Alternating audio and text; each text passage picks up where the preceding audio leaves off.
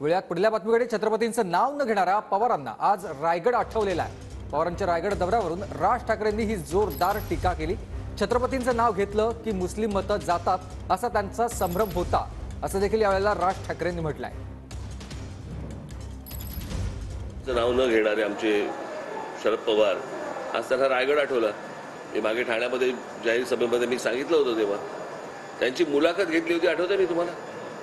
मी तेव्हाही तो प्रश्न विचारला होता की तुम्ही शाहू फुले आंबेडकर नेहमी बोलता, पण शिवछत्रपतींचं नाव तुम्ही कधी घेत नाही। शिवछत्रपतींचं नाव घेतल्यामुळे मुसलमानांची मतं जातात, अशा काहीतरी संभ्रमावस्थेमध्ये इतकी वर्ष त्यांनी काढली आणि आता त्यांना आठवलं। फुंकू दे। बारामतीमध्ये सुनेत्रा पवारांचे भावी खासदार अशा आशयाचे बॅनर सध्या लागलेले आहेत। बारामतीच्या आमराई परिसरात सचिन काकडे या कार्यकर्त्यांना हे बॅनर लावलेले पाहायला मिळतात।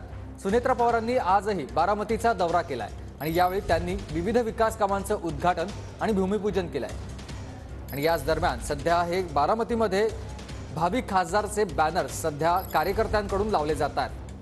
सुनेत्रा पवारांच्या हस्ते बारामती उद्घाटन आणि भूमिपूजनाचे सध्या कार्यक्रम सुरू आहेत। आज देखील त्यांचा बारामतीचा दौरा होता आणि त्याच पार्श्वभूमीवर बारामतीमध्ये जे फलक लागले त्याच्यावरती भावी खासदार असा त्यांचा उल्लेख करण्यात आलेला आहे।